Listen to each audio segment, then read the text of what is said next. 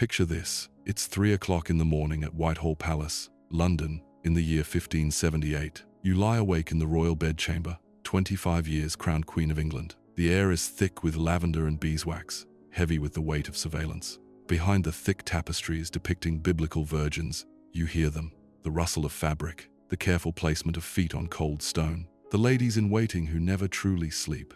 Your bed is iron, enormous, draped in crimson velvet that cost more than a farmer earns in 10 lifetimes. Above you, the canopy bears your coat of arms. Around you, portraits of yourself stare down, each one painted to show the same thing: purity, divinity, untouchability. The Virgin Queen, England's bride, married only to her realm. But the man who just left through the hidden door behind the wardrobe, he was real. Not a painting, not a ghost, not a husband. The sheets beneath you are rumpled, carrying the scent of something that contradicts every public sermon preached in your name. Your nightgown, hastily retired. Your hair, which took 3 women to arrange this afternoon, now falls loose across the pillow in a way that would scandalize the very bishops who call you their Virgin Majesty. In the morning, your ladies will come. They will strip these linens while avoiding your eyes. They will burn them, as they always do, in a fireplace where no servant can fish out the evidence. They will dress you again in white, lace your bodice tight, powder your face pale, and transform you back into the symbol the world demands you be. The court proclaims you England's virgin, but your women know the truth that lives in the creaking of an iron bed frame. They count the hours between the secret knock and the departing footsteps. They know how many candles burn down during those locked door meetings. Are you really untouched by mortal man? Or is your virginity the greatest theatrical performance in English history, a lie told so many times it calcified into gospel? Before we unlock the doors to those secret chambers, take a moment to hit that like button and let me know in the comments where you're watching from. It's incredible that across centuries, we're connected by our fascination with these dark chapters of royal history. Elizabeth understood something that most monarchs of her era did not, that a woman's body, in the 16th century, was never truly her own. It belonged to her father, her husband, her realm, but if she could position herself as belonging to no man at all, as something sacred and untouchable, she might just keep it for herself. The cult of the Virgin Queen wasn't just propaganda. It was architecture. It was poetry. It was painted on coins that passed through every merchant's hands in England. It was sung in verses performed at court, where playwrights compared Elizabeth to the goddess Diana, to the Virgin Mary herself, to every symbol of feminine purity that Western civilization had ever invented. She was Gloriana, the Fairy Queen, Belphoebe. Each nickname reinforced the same impossible standard, that Elizabeth's body was not a body at all, but a vessel of divine purpose, consecrated to England and England alone. The iconography was deliberate and relentless. In her portraits, she wore white, always white. Her face painted pale as death, her neck adorned with pearls, the ancient symbol of chastity. Her hands clutched globes and scepters, never wedding rings. Her dresses were so elaborate, so armored with jewels and brocade, that they seemed designed to prevent any human touch from reaching the flesh beneath. But this mythology served a purpose far beyond vanity. Every foreign king who sought an alliance through marriage found himself negotiating with a phantom. She would consider their proposals, string them along for years, extract political concessions, and then ultimately refuse. Her virginity was a bargaining chip that never lost its value because it was never actually traded. To marry meant to submit. Under English law, a woman's property, her power, her very legal identity, disappeared into her husband the moment she spoke her vows. Elizabeth had watched her sister Mary become a ghost in her own kingdom when she married Philip of Spain. She had seen how quickly a queen regnant could become merely a king's wife. So Elizabeth did something unprecedented. She refused them all: the Duke of Anjou, the Archduke Charles, King Philip himself, her former brother-in-law. She turned marriage proposals into diplomatic theater, playing suitors against each other while never quite saying yes, never quite saying no. She wore chastity like a crown of thorns, and it bled into every room she entered. But here's what the official histories often obscure. This performance required constant maintenance. Elizabeth couldn't simply declare herself a virgin and be done with it. She had to prove it, defend it, perform it every single day. Any rumor of impropriety could shatter the entire facade. Any whisper of scandal could give Parliament the excuse they desperately wanted to force her into marriage, to strip away her autonomy and hand it to a man they could control. Her virginity wasn't just personal, it was policy, it was survival. It was the thin wall between absolute power and absolute powerlessness. And maintaining that wall required sacrifices that no one outside those palace walls could fully comprehend. But myths, no matter how carefully constructed, have a way of cracking. And behind Elizabeth's myth, there was a man who knew exactly where the fractures were. If you want to understand the central contradiction of Elizabeth's reign, you need to understand Robert Dudley, because this was the man who could have destroyed everything she built. And she let him get dangerously close. They had known each other since childhood, educated together, imprisoned together in the Tower of London during Mary's reign, when both their lives hung by threads. That kind of shared trauma creates bonds that transcend ordinary affection. By the time Elizabeth ascended to the throne in 1558, Dudley wasn't just a courtier. He was the person who had seen her at her most vulnerable, who knew the woman beneath the crown. Within months of her coronation, the Spanish ambassador was writing alarm dispatches back to Madrid. Lord Robert Dudley is in Her Majesty's favor, and it is said that she visits him in his chamber, day and night. Day and night. Let that phrase settle. These weren't polite afternoon audiences. These were extended, private meetings that violated every protocol governing how an unmarried queen should conduct herself. The court began to notice patterns. Elizabeth would dismiss her ladies in waiting for hours. Guards were posted with specific instructions. No one enters, no matter what sounds emerge from behind those doors. Servants reported that Elizabeth and Dudley sometimes shared breakfast before dawn, still in their nightclothes, a level of intimacy that was, by Tudor standards, practically marital. William Cecil, Elizabeth's most trusted advisor, was quietly panicking. He wrote in his private papers that the Queen was so enamored with Dudley that she might actually marry him, a catastrophe that would delegitimize her reign. Because Dudley had a problem, he was already married. His wife, Amy Robsart, lived far from court in the countryside. A convenient arrangement. So convenient that when she died in September of 1560, falling down a flight of stairs and breaking her neck, the entire kingdom immediately assumed murder. The timing was too perfect. Elizabeth had been pushing for Dudley's marriage to be annulled. Suddenly, his wife was dead under mysterious circumstances. An inquest ruled it an accident, but no one believed it. Rumors spread that Dudley had arranged the killing. Worse, that Elizabeth herself had ordered it.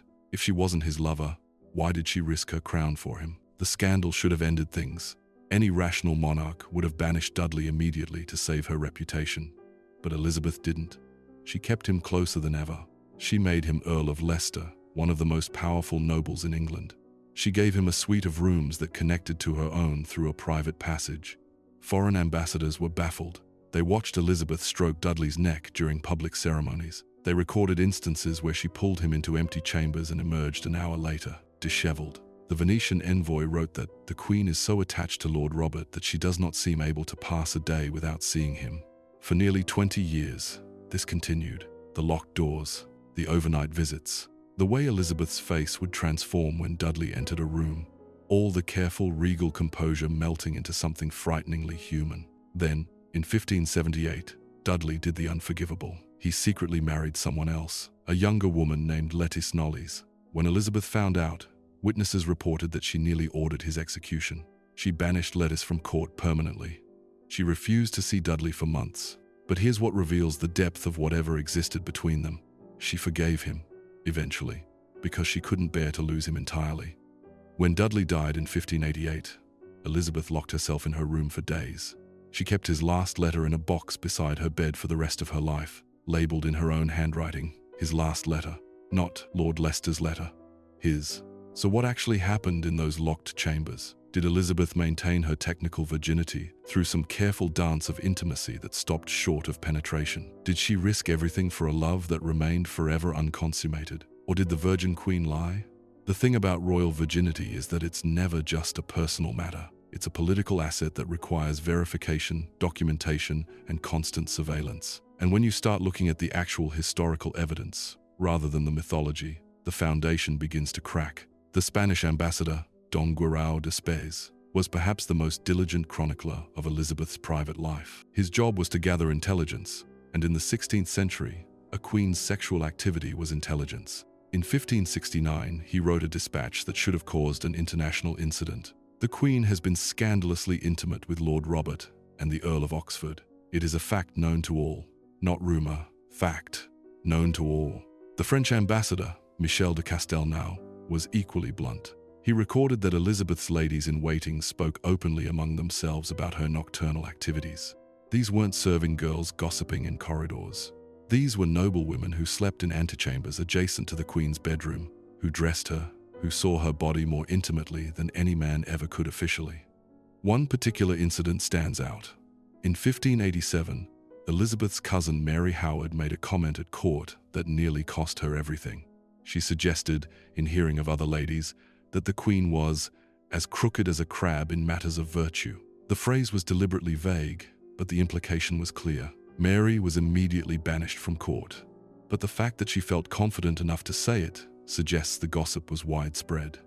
Then there's the medical evidence, or rather, the suspicious lack of it. When Elizabeth died in 1603 at the age of 69, no formal autopsy was performed.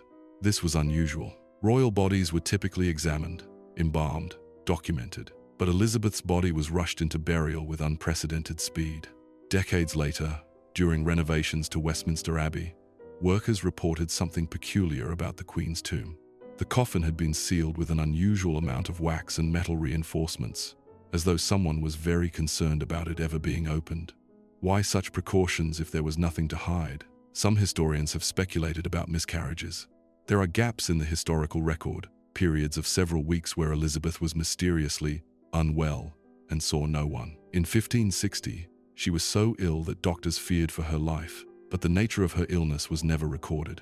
In 1575, she was bedridden for 3 weeks, and when she emerged, foreign ambassadors noted she looked greatly changed and aged. Could these have been pregnancies that ended before term? There's no way to prove it now, but the pattern is suggestive. Mysterious illnesses, followed by extended seclusion, followed by the Queen emerging thinner and more fragile than before. History closed her legs, and the Crown sealed the door. But perhaps most damningly, there are the men who came after Dudley.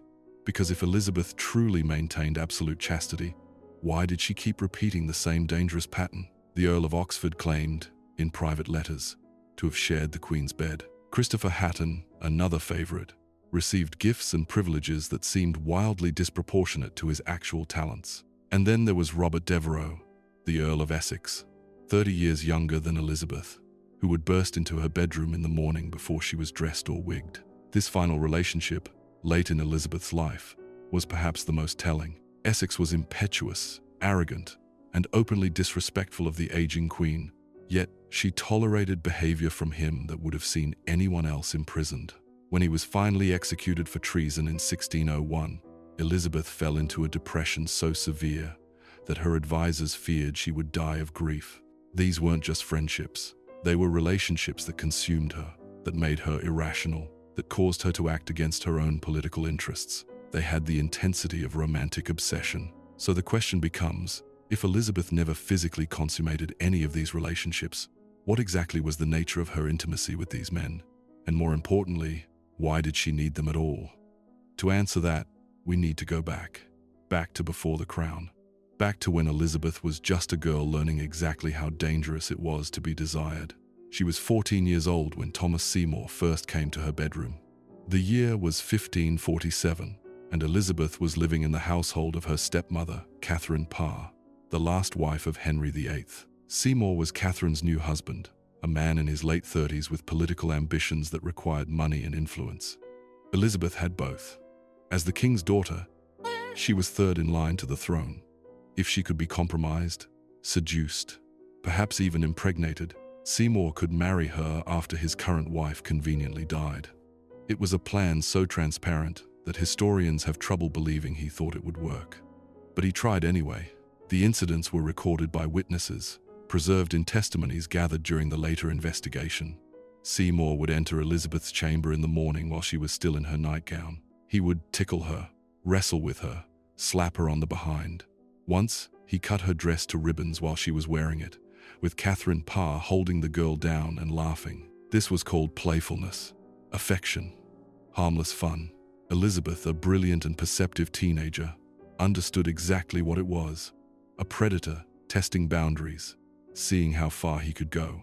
When Catherine Parr finally caught Seymour and Elizabeth in an embrace that could not be explained away, the girl was sent away in disgrace. Not him, her. As though she had seduced the married man twice her age, rather than being systematically groomed by him. Seymour was eventually executed, but not for his treatment of Elizabeth, for attempting to kidnap the boy king, Edward VI. During the investigation, Elizabeth was interrogated for hours about her relationship with Seymour. She was 14, terrified, and had to prove her virtue to men who already assumed she had none. This was Elizabeth's introduction to the connection between sexuality and survival. She learned that desire was a weapon that would be used against her, that any warmth, any affection, any human connection could be twisted into evidence of corruption. Then came her sister Mary's reign. 5 years of constant surveillance. Elizabeth was suspected of plotting rebellion, of being too Protestant, too popular, too dangerous to leave alive. She was imprisoned in the Tower of London, the same place where her mother, Anne Boleyn, had been beheaded. Every word she spoke was analyzed for treason. Every relationship was investigated for conspiracy. She learned to trust no one, to show no emotion, to become a performance of innocence so complete that even her interrogators couldn't find purchase for their accusations. When she finally ascended to the throne in 1558 at age 25, Elizabeth understood something her sister Mary never had. That vulnerability was death. That softness was weakness. That the moment she allowed herself to be fully human, fully woman, someone would use it to destroy her. Her virginity was a weapon, but the mask had teeth. Yet here's the profound tragedy embedded in Elizabeth's psychology. She still wanted to be loved. Despite everything, despite the trauma and the surveillance and the political necessity of coldness, she was still human. She still craved intimacy, affection, the validation of being desired. So she created a system where she could have both, where she could maintain the public performance of virginity while engaging in relationships that gave her the emotional sustenance she desperately needed.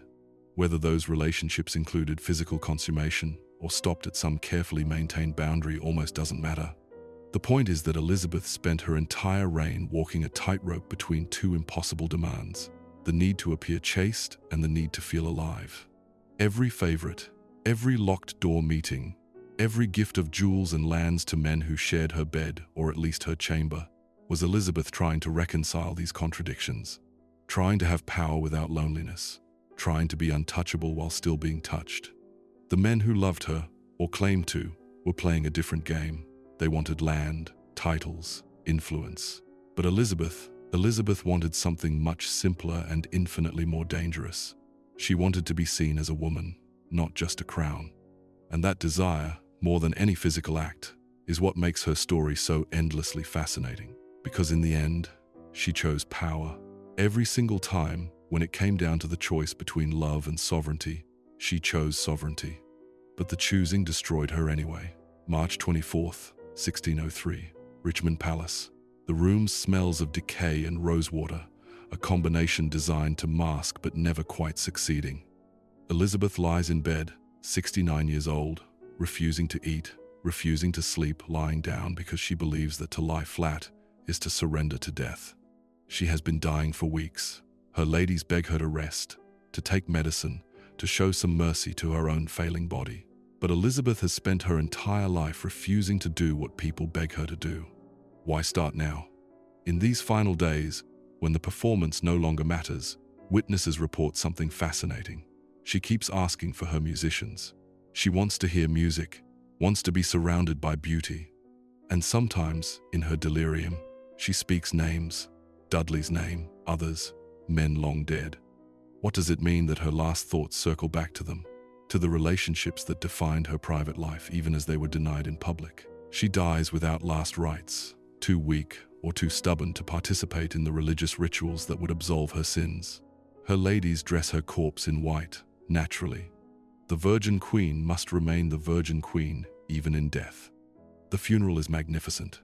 Thousands line the streets of London weeping openly. Above her coffin, an effigy showing Elizabeth as she appeared at her coronation, young, beautiful, untouched by time or scandal or human weakness. The symbol triumphs again. She is buried in Westminster Abbey next to her sister Mary, not next to any man. Even in death, she belongs to no one. The tomb bears no mention of marriage or children, only her titles and accomplishments as a sovereign. And immediately, the myth-making begins in earnest. Within a generation, Elizabeth is no longer remembered as a complex, contradictory woman who navigated impossible circumstances with ruthless intelligence. She becomes Saint Elizabeth, the Virgin Queen, divinely ordained, supernaturally pure. Protestant writers frame her as God's chosen vessel, so holy that physical desire never tainted her. The Victorians take this even further. In the 1800s, when England is building its empire and needs heroic origin stories, Elizabeth is transformed into the ultimate symbol of British virtue. Paintings show her as almost Christ-like, surrounded by golden light. Biographies erase every scandalous detail, every locked-door meeting, every suspicious illness. The women who knew the truth, who burned those sheets and dressed her body and kept her secrets, they're all dead now. Their testimonies, if they ever wrote them down, have been conveniently lost or destroyed. But letters remain, portraits remain, and if you look closely at those portraits, painted during her lifetime before the mythology calcified, you see something interesting. In the later paintings, especially those from her 40s and 50s, Elizabeth's expression is not serene or divine. She looks haunted, weary, like a woman carrying a secret so heavy it's crushing her bones. She left no child, but she birthed an empire of illusion. The Protestant Reformation in England succeeded partly because of Elizabeth's carefully maintained virginity. If she had married a foreign Catholic, the entire religious settlement would have collapsed. If she had married an English Protestant and produced an heir, she would have lost her leverage over Parliament. So her childlessness, her refusal to continue the Tudor line, was actually politically useful. It allowed her to maintain control until the very end. But it also meant that when she died, the Tudor dynasty died with her. James I of Scotland became James I of England, and the court that had spent 45 years revolving around a woman suddenly had to remember how to serve a king. All those carefully maintained fictions about Elizabeth's purity became historical footnotes, replaced by new myths about new rulers. Yet, Elizabeth's ghost lingered. For centuries, she remained the standard against which female monarchs were judged. Could they maintain power without sacrificing femininity? Could they be both sovereign and woman? Could they do what Elizabeth did? Hold absolute authority while navigating a world designed to strip women of all autonomy? The answer, usually, was no. Most queens, regnant, married, and watched their power dissolve into their husbands. Those who didn't marry faced the same suspicions Elizabeth faced. What was wrong with them? Why weren't they performing normal femininity? Elizabeth's solution, making virginity itself into a form of power, was so unusual that it became unrepeatable. You can only be the Virgin Queen once. After that, it's just imitation. So we're left with questions that can never be answered definitively. Did she maintain technical virginity through careful boundaries with her favorites? Did she have full relationships with Dudley or others, protected by loyal servants who destroyed all evidence? Did she suffer miscarriages that were hidden behind illnesses? The documentary evidence can support multiple interpretations. Every historian who has wrestled with Elizabeth's sexuality has come to different conclusions based on the same limited facts. But maybe that's the point. Maybe the ambiguity is the story. Elizabeth spent her entire life controlling her narrative, maintaining just enough mystery that no one could pin her down. No one could claim to fully know her. Even in death, she won. We're still debating whether she lied or told the truth. Still trying to penetrate the performance and find the woman beneath. Picture this one final time. You are lying in your royal bed at Whitehall Palace. It's 3 a.m, the same hour we started, but now it's 30 years later. You are 55 years old. Your face, once famous for its beauty, is now a mask of white lead paint and rouge that you apply each morning with the precision of a warrior donning armor. Your hair, grown thin, is hidden beneath elaborate wigs. Your teeth, rotted from a lifetime of sugar, ache constantly. The man who just left through the hidden passage is young enough to be your son. He calls you his goddess. But you both know what he really wants. The lands, the titles, the influence that comes from being your favorite. There's a script you both perform. He pretends devotion. You pretend to believe him. The crown sits on a pillow beside your bed. Heavy, gold, studded with jewels that cost more than most people will see in 10 lifetimes. You've worn it for 30 years. It has left permanent grooves in your scalp. In the morning, your ladies will come. They will transform you again into the Virgin Queen, the Gloriana, the symbol that England needs you to be. They will lace you into impossibly stiff dresses that hide your aging body. They will paint your face until you look more like your portraits than yourself. But right now, in this moment, you are just a woman, alone, surrounded by proof of your power, achingly lonely. The paradox of Elizabeth's reign is that she gained everything and lost everything simultaneously. She kept her autonomy, her crown, her sovereignty. She ruled one of the most successful reigns in English history, defeating the Spanish Armada, establishing England as a global power, presiding over a golden age of literature and exploration. But the price was that she could never fully be herself. Every relationship was strategic. Every gesture was calculated. Every moment of genuine human warmth had to be weighed against political consequences. Did she need to be pure to rule, or did she fake purity to survive? The truth is probably both. The Tudor world offered women exactly two acceptable identities: virgin or whore, wife or witch, Madonna or Magdalene. There was no space for complexity, for women who wanted power and intimacy, for rulers who were also human. So Elizabeth took the only option available to her and weaponized it. She turned virginity from a limitation into a source of authority. She made her unmarried state into proof of devotion to England, rather than evidence of failure as a woman. It was brilliant strategy. It was also a prison she could never escape. Today, we still do this to powerful women. We demand they be superhuman, competent but not threatening, attractive but not sexual, warm but not emotional, strong but not aggressive. We create impossible standards and then punish women for failing to meet them or for succeeding too well. Elizabeth understood this 400 years ago. She knew that any sign of normal human desire would be used to undermine her authority. So she performed the opposite. She became the Virgin Queen, untouchable, divine, more symbol than human. But symbols don't feel loneliness. They don't lie awake at 3 in the morning remembering the warmth of another person's hand. They don't keep old letters in boxes labeled "his last letter." They don't spend 40 years grieving for a relationship that officially never existed. Elizabeth was not a symbol. She was a woman who had to become one to survive.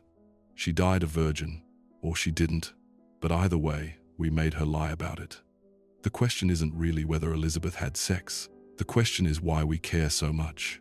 Why does her virginity matter more to history than her diplomatic brilliance, her political acumen, her success in navigating a world designed to destroy powerful women? Maybe because virginity was the lie that enabled everything else. The performance that had to remain unbroken or the entire edifice would collapse. Elizabeth knew this. She protected that lie with everything she had, and in protecting it, she protected her crown, her country, and her life. But she sacrificed the possibility of ever being fully known, fully seen, fully human in the eyes of history. We will never know what happened behind those locked doors. Whether the Virgin Queen remained virgin, or whether she stole moments of human connection in the only ways available to her.